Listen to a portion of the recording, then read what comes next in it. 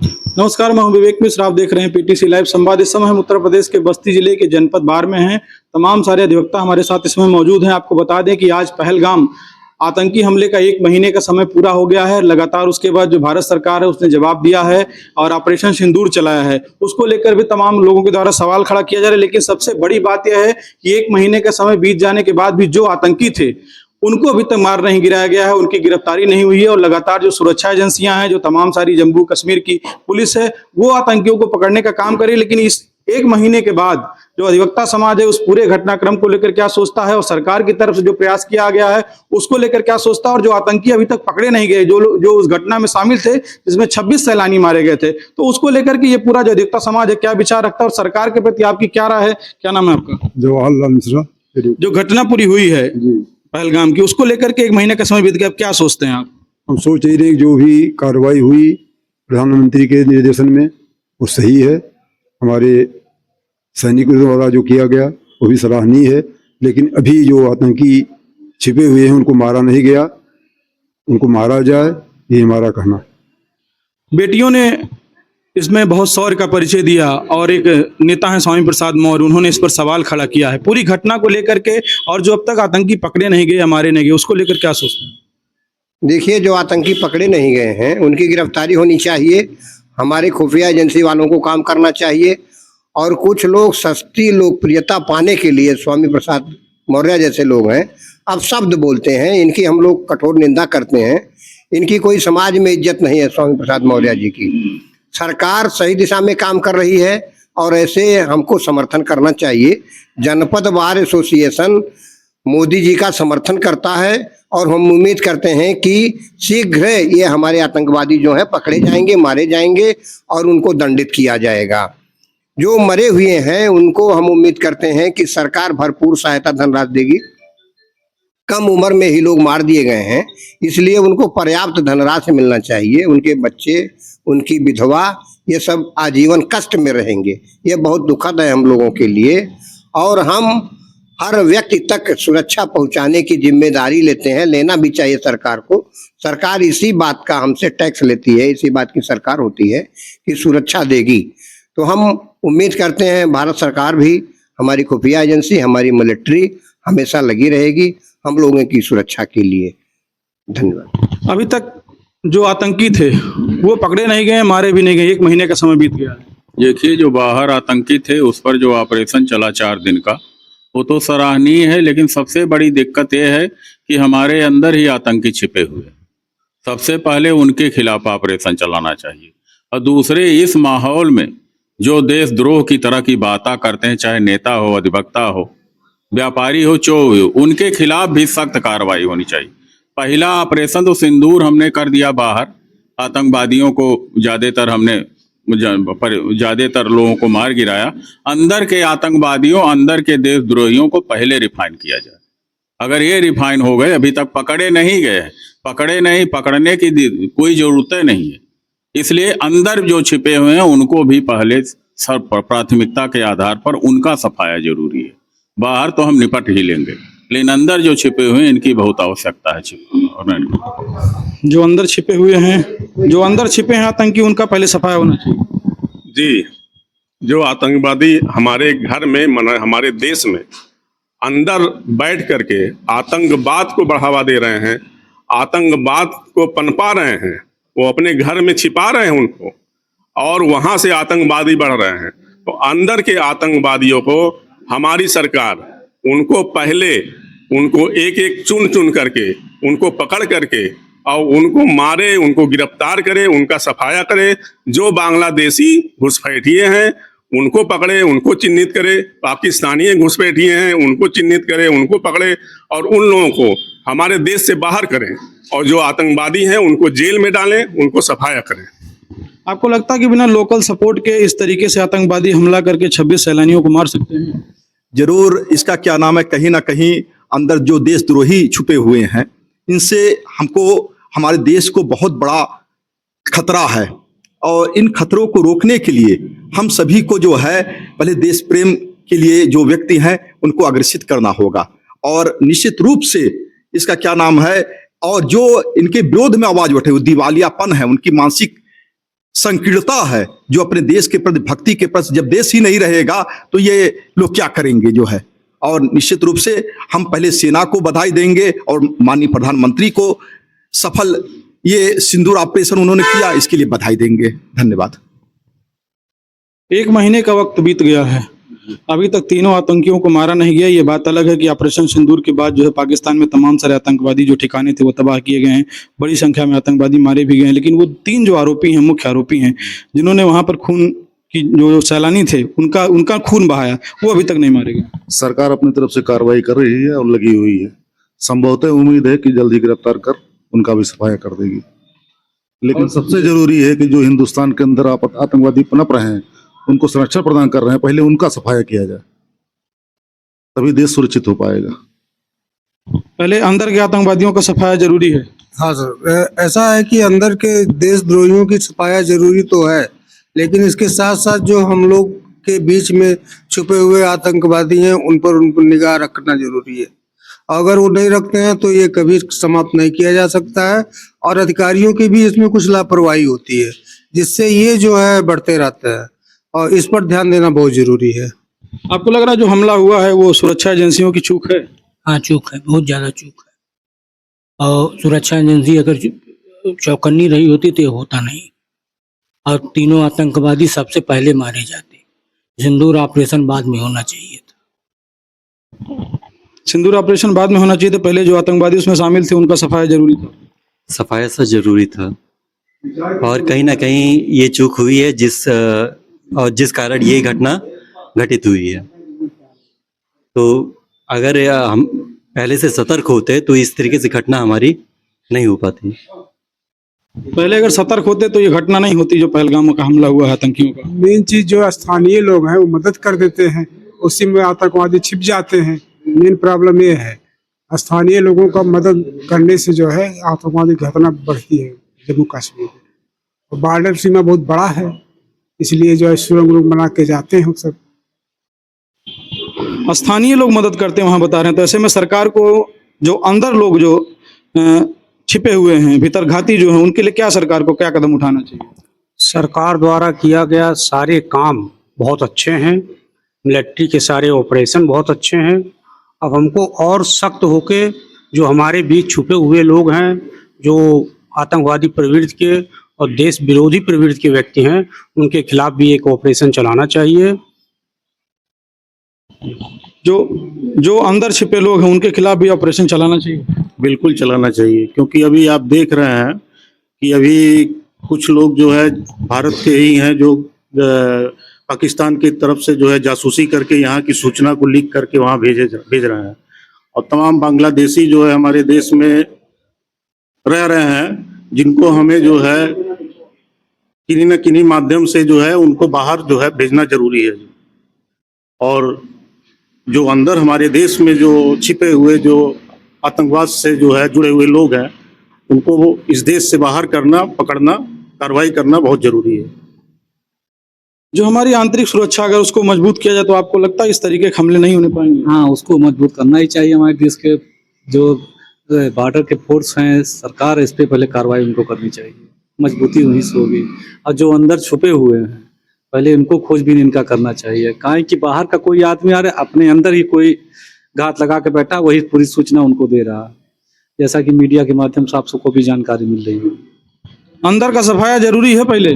जरूरी है। बाहर से तो निपट लिए और निपट लेंगे, लेकिन अंदर से निपटना जो है, क्योंकि वो पैसे देते हैं और रख करके अपने यहाँ से उनको जो है पालन पोषण करते हैं, आतंकवाद में बढ़ावा देते हैं। 1 महीना हो गया, अभी तक जो हमलावर थे वो उनकी सरकार और हमारी भारतीय फौज ने 70 साल में पहला ऐसा किया है। इसके पहले पाकिस्तानी सर काट ले जाते थे, मारते पीटे कुछ नहीं होता था। इसलिए भारत सरकार ने पहली बार ऐसा किया है। मैं भारत सरकार और फौज को बहुत बहुत धन्यवाद देता हूं। लेकिन जो हमारे साथ दुश्मनी करते हैं, तुर्की के 80,000 लोग हैं जो हमारे एयरपोर्ट में लोडिंग का काम करते हैं। अब वो चूंकि एयरपोर्ट पर हैं, वो कोई भी सूचना पाकिस्तान या तुर्की को दे सकते हैं। इसलिए सरकार, भारत सरकार को चाहिए कि 80,000 को तुर्किस्तान के रहने वालों को उनको हटाना चाहिए। दूसरी बात है, जो रोहिंग्या हैं और ये जो बांग्लादेशी हैं इन पर जो है गैंगस्टर और तमाम लगाकर बंद करना चाहिए या बाहर करना चाहिए। ये सबसे बड़ा खतरा है रोहिंग्या आतंकवादी। अब धीरे धीरे सरकार से ही उम्मीद है कि इनको हटाएंगे रोहिंग्या को, इनको जो है देश में जो गद्दार हैं, जो देशद्रोही हैं, यहाँ के संसद में 208 लोग खिलाफ में दिए वक्त में कि वक्त बरकरार रहना चाहिए। यहाँ के सबसे देशद्रोही तो यहाँ के नागरिक ही हैं जो चाहते हैं कि भारत का टुकड़े टुकड़े हो, भारत में मुसलमान का राज हो जाए, क्रिश्चियन का राज हो जाए, हम राज करें। ये जितनी पार्टियां हैं, चाहे लालू हो, चाहे जो है मुलायम सिंह हो, चाहे ये वो ममता हो, सब चाहती हैं कि मुस्लिम राज हो जाए या क्रिश्चियन राज हो जाए। हमको वोट मिले मुसलमानों का, क्रिश्चियन का। इसलिए इनसे बड़ा खतरा इनके ऊपर 1000-2000 पर पासपोर्ट बन जाता है, आधार कार्ड बन जाता है, इसको खत्म करना चाहिए। इन सबके ऊपर मुकदमा कायम करना चाहिए। कुछ लोग ये भी कह रहे हैं कि ट्रंप के दखल के बाद भारत बैकफुट पे आ गया, आपको क्या लगता है? नहीं, इसमें ट्रंप का कोई दखल नहीं था। ट्रंप ने सिर्फ इतने कहा कि आप जो है अपने डीजीएमओ से, उनके डीजीएमओ से बात कराएं, और डीजीएमओ वहाँ का यहाँ के डीजीएमओ से बात किया है। इस पे जो है ये सीज फायर हुआ है, ना कि ट्रंप के दखल से। तो क्या लग रहा है, पहले डायरेक्ट दखल नहीं दिया है सीज फायर में।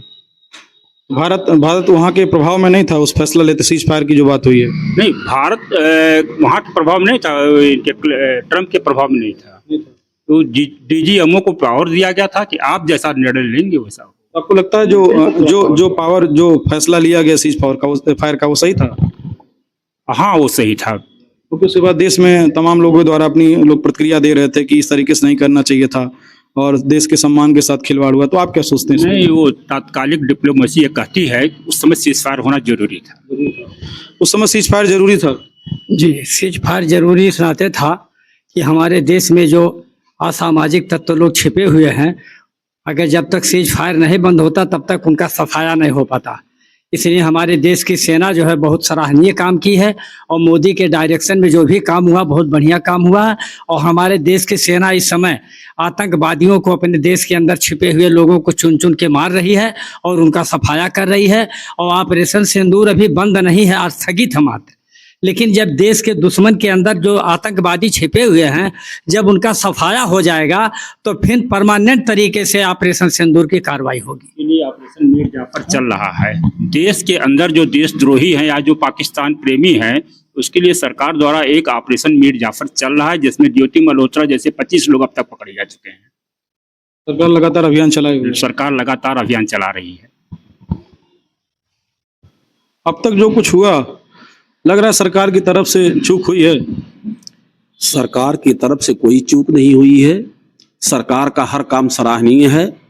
सबसे बड़ी बात यह है कि पाकिस्तान या चीन से तो हम कभी भी निपट सकते हैं, लेकिन जो कुछ लोग, राजनीतिक दल के लोग या सामान्य लोग जो आस्तीन के सांप की तरह देश में हैं, वोट की राजनीति के पीछे घूम रहे हैं और यहाँ पर बवाल पैदा करा रहे हैं, उनसे सावधान होने के लिए पाकिस्तान से निपटने के पहले जरूरी है कि इनसे निपट लिया जाए, क्योंकि ये सबसे बड़े खतरनाक हमारे लिए हैं।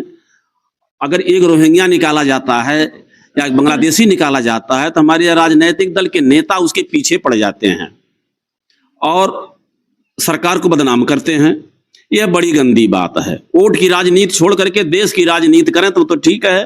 और कुछ ऐसे लोग हैं जो उनको आंख से दिखाई नहीं पड़ता है, स्वामी प्रसाद मौर्य जैसे लोग, ये कहते हैं कुछ हुआ ही नहीं। इनको तो हेलीकॉप्टर में बांध करके पाकिस्तान पर हमला करना चाहिए। सब अपनी आंखों से देख लें। हमारी सरकार ने जो काम किया है बड़ा अच्छा किया है, सराहनीय काम किया है। देश की फौज, देश की बेटियों ने भी अच्छा योगदान दिया है। और जो सीज फायर किया गया वो राजनेताओं ने, हमारे सम्मानीय प्रधानमंत्री जी या गृह मंत्री जी या विदेश मंत्री ने सब कुछ समझ बूझ के किया होगा। वो रॉ हैंडेड नहीं है, वो राजनेता हैं, हमसे ज्यादा जिम्मेदार हैं वो, बस इतना ही काफी है। देश हित में लिया गया सही फैसला? बिल्कुल सही फैसला था। युद्ध कोई जरूरी नहीं है, पहले युद्ध अपने आस्तीन के सांपों से करना चाहिए जो हमको हमेशा छेड़ते रहते हैं, चुभते रहते हैं। बस सीज फायर का उल्लंघन हुआ, अभी तक 1 महीना बीत गया, जो 3 आतंकी थे वो पकड़े नहीं गए हैं। कैसे पूरे घटनाक्रम को देखा? देखिए, सीज फायर का उल्लंघन नहीं हुआ है। सीज फायर है क्या और ऑपरेशन सिंदूर है क्या, दोनों दो चीज़ें हैं। ऑपरेशन सिंदूर न तो रुका है और न तो रुकेगा तब तक जब तक कि यह अभियान चल रहा है। अभी भी आतंकवादियों को सिंदूर ऑपरेशन के तहत ही मारा जा रहा है, ढूंढ ढूंढ के मारा जा रहा है। मात्र 3 आतंकवादियों के पीछे सरकार नहीं है, बल्कि उन सभी आतंकवादियों के है जिन्होंने उनको मोटिवेट किया है, जो उनका पालन पोषण करते हैं, जो उनको भेजे थे, सबको मटियामेट सरकार कर रही है। और साथ ही साथ वो 3 आतंकवादी आखिर कहाँ चले गए? कहीं न किसी के, चाहे वो कश्मीर के अंदर हैं, चाहे कहीं और हैं, देश के अंदर ही छिपे हैं। हमारे अंदर के लोगों का जो आतंकवाद को पनाह देते हैं, आतंकवादियों को पनाह देते हैं, उनका पोषण करते हैं, उनको भी चेज किया जा रहा है, उनको भी पकड़ा जा रहा है। तो कोई अभियान सरकार का रुका नहीं है। हम अपने देश के प्रधानमंत्री का, अपने देश की सरकार का, रक्षा मंत्रालय का, विदेश मंत्रालय का, गृह मंत्रालय का स्वागत करते हैं। उनका काम सराहनीय है। किसी भी प्रकार का उन्होंने कोई गलत काम नहीं किया है, न तो राष्ट्र के विपरीत काम किया है। युद्ध को रोकना या सीज फायर करना, यह राष्ट्रहित, केवल युद्ध ही नहीं महत्वपूर्ण चीज़ है, राष्ट्रहित और समाज को भी देखना है, हमारी जनता को भी देखना है। सरकार की बहुत बड़ी जिम्मेदारी होती है। उसी जिम्मेदारी का निर्वहन करते हुए जो कार्रवाई चल रही है वह भी आवश्यक है। और सीज फायर रोकना अस्थायी तौर पर नहीं है, अस्थायी तौर पर रोकना है। और वह भी कंडीशनल रोका गया है कि एक भी अगर गोली उधर से चलेगी तो यहाँ से कम 50 गोले चलेंगे। यह आह्वान हुआ है सरकार का, रक्षा मंत्रालय का। इसके लिए हम उनको साधुवाद देते हैं। साथ ही अपने देश की सेना के प्रति हम लोग आभार व्यक्त करते हैं कि आज हम जो बोल रहे हैं आप लोगों के सामने, वह उन्हीं की देन है। हम सुरक्षित हैं, उनको बहुत बहुत धन्यवाद।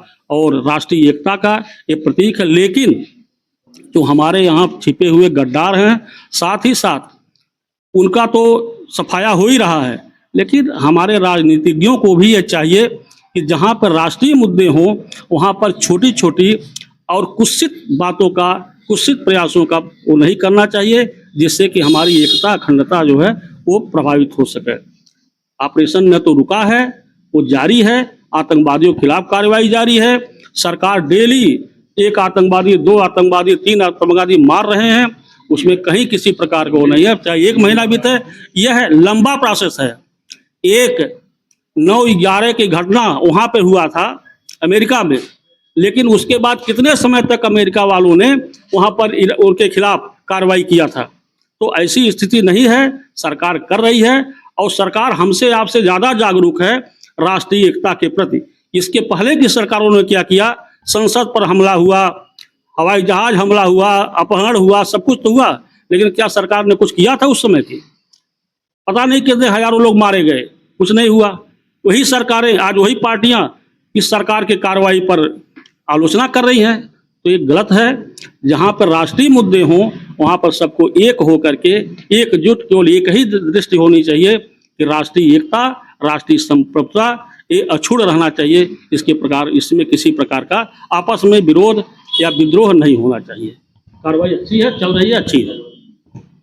देखिए, अभी हमने तमाम सारे वरिष्ठ अधिवक्ताओं से पहलगाम हमले को लेकर के बात की, सबने अपनी राय रखी, लेकिन एक बात पर सबकी सहमति ये बनती हुई नजर आई कि जो प्रधानमंत्री की तरफ से हमले के बाद स्टैंड लिया गया, जो ऑपरेशन सिंदूर चलाया गया, वो पूरी तरीके से सफल रहा और लगातार ये ऑपरेशन चलता रहेगा। जो आतंकवादी ठिकाने हैं, जो आतंकवादी हैं, उनको मारने के लिए लगातार जो भारत की सुरक्षा एजेंसियां हैं, जो फोर्स है, वो काम करती रहेगी। और आने वाले दिनों में इसको लेकर के तमाम सरकार जो है बड़े फैसले लेगी।